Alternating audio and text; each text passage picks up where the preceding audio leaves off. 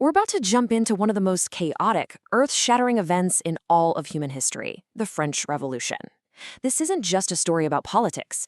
It's a story of incredible ideals and unbelievable terror, of liberty and blood, and it's basically the birth of the modern world as we know it. And if you want to pinpoint the moment it all exploded, it's right here, July 14th, 1789. The city of Paris is buzzing with fear and anger. A huge crowd, desperate for weapons, marches on the Bastille, this old, grim medieval fortress that had become a symbol of the king's absolute power. This one violent act, this one day, lit the fuse on a revolution that would bring down a monarchy and shake every throne in Europe. But here's the thing. Revolutions like this don't just pop up out of nowhere. They simmer. They're the result of centuries of pressure building up under the surface. So you have to ask, how does one of the most powerful nations on Earth completely fall apart to the point where people are willing to tear it all down with their bare hands? Well, to get that, you have to look at the powder keg that was just waiting for a spark. So let's talk about that powder keg. It was called the Old Regime, which was basically the social and political system in France before everything went sideways in 1789. You know, it was a society that was still structured like it was in the Middle Ages, and it was on a collision course with a new, modern way of thinking. This chart really shows you just how fundamentally broken the system was. Society was split into three groups, or estates. You had the first estate, which was the clergy, and the second estate, the nobility. Now get this, together, they were maybe 2% of the population, just a tiny, tiny fraction. And then you had the third estate, and that was literally everyone else. We're talking rich businessmen, lawyers, doctors, poor farmers, city workers, the whole shebang. A massive 98% of the people. And this right here, this is the core of the problem. The first two estates, the tiny 2%, owned about 35% of all the land in France. And get this, they paid basically zero taxes. Their privilege was a birthright. Meanwhile, the third estate, the other 98%, had to pay for everything. They paid the tile, a land tax, a tithe to the church, and all these other infuriating taxes on basic things like salt. They were funding the entire country and had absolutely no say in how it was run. People knew how unfair this was. This cartoon from the time just nails the feeling perfectly. It basically shows the nobleman as a spider and the peasant as a fly. You've got this poor farmer, hunched over, carrying everything he has for the Lord, who's just getting fat and rich. The message couldn't be clearer. The privileged classes were seen as parasites, just sucking the life out of the nation. And on top of this insane social structure, the country was flat broke. Years and years of expensive wars. Plus, and you gotta love the irony here, spending a fortune to help the Americans win their independence from Britain had left France with a debt of over 2 billion livres. I mean, it was astronomical. The government was spending half its money just paying the interest on its loans. And the king's only idea? You guessed it, try to tax the third estate even more. You could just feel the tension in the air. This English guy, Arthur Young, was traveling through France just 2 years before the Revolution, and he wrote this absolutely chilling line. He saw that the gap between the rich and the poor was so extreme, so offensive, that it was breeding a desire for violent revenge. He could see it coming. So the whole country is caught in this social and economic death spiral. King Louis XVI is totally backed into a corner, and he's forced to make this one last desperate move, and in doing so, he accidentally lights the fuse to the whole revolution. So to try and get new taxes approved, the king had to call the Estates General. Think of it as a kind of medieval parliament, with people from all three estates. The thing is, this was a really old, dusty institution. It hadn't been called together for 175 years. It's like trying to reboot a computer that's been turned off since the 1600s. Nobody really knew how it was supposed to work in this new era. And right away, they hit a massive roadblock.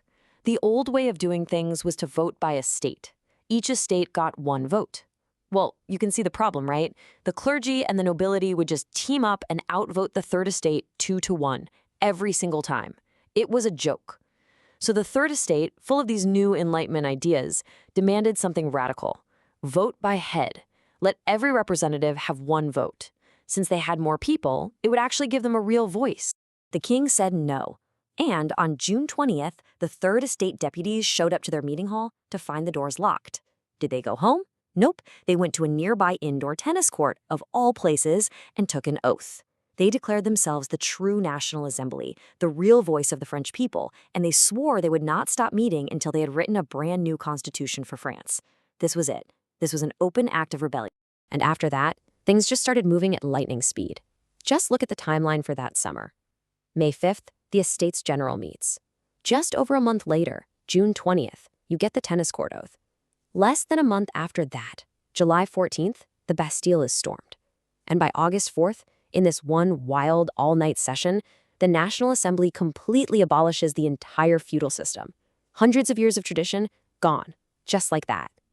In 3 months, the old world was shattered. Later that same August, the Assembly produced its masterpiece, the Declaration of the Rights of Man and of the Citizen. I mean, this document is a game changer. It's filled with these incredible ideas from the Enlightenment, and it basically lays out a blueprint for a modern democratic society. It says all men are born free and equal, that the power of the country belongs to the people, not some king, and it guarantees basic rights like liberty and freedom of speech. But that beautiful dream of a peaceful, constitutional monarchy, well, it didn't last long. The revolution was about to take a much darker, much more violent turn. The unity that they had in the beginning started to crumble, and fear and suspicion began to take over. The real turning point came in 1791. King Louis and his family tried to escape France in disguise. They were trying to get to the border and join up with foreign armies to come back and crush the revolution. But they got caught, and that act just destroyed any last shred of trust the people had in him. He wasn't their king anymore. He was a traitor. So, in 1792, they officially abolished the monarchy and declared France a republic. And with this new republic came a new and pretty terrifying symbol of justice: the guillotine. Now, ironically, it was first brought in as a more humane, more equal way to execute people. Before, nobles got a quick death by sword, while commoners suffered gruesome hangings. The guillotine was supposed to be the great equalizer in death, but it quickly became something much, much more sinister. Then, on January 21st, 1793, the truly unthinkable happened. The man who was once the all-powerful king of France was put on trial as just citizen Louis Capet. He was found guilty of treason and was publicly executed by the guillotine. The execution of a king sent shockwaves across the entire world. 9 months later, his wife, Marie Antoinette, followed him to the same fate. There was absolutely no going back now. So, the king is dead. France is at war with most of Europe. And back home, the revolution spirals into its most extreme paranoid phase.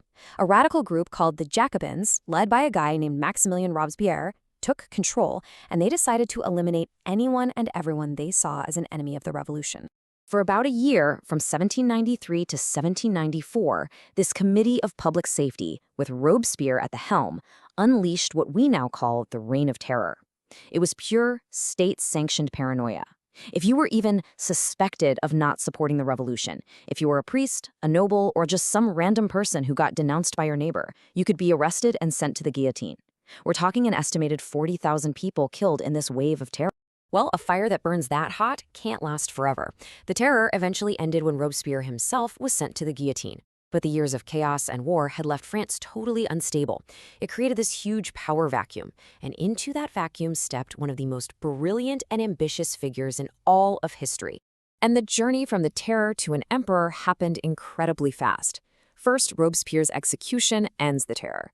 Then, France is run by this weak, corrupt government called the Directory. At the same time, this ridiculously talented young general, Napoleon Bonaparte, is winning amazing victories and becomes a huge national hero. So in 1799, Napoleon sees his chance, marches back to Paris, and just takes power in a military coup. Just like that, the revolution was over, a new chapter had begun. But the revolution's legacy? Oh, that was just getting started. It changed the world, period. It killed feudalism in Europe for good. Its core ideas, liberty, equality, fraternity, became the rallying cry for people fighting for freedom everywhere. It inspired independence movements across the globe and laid the foundation for our modern ideas of what a nation is and what rights an individual should have. Which leaves us with this one big, fascinating question. The whole thing started to get rid of an absolute ruler, and it ended by creating a new one in Napoleon.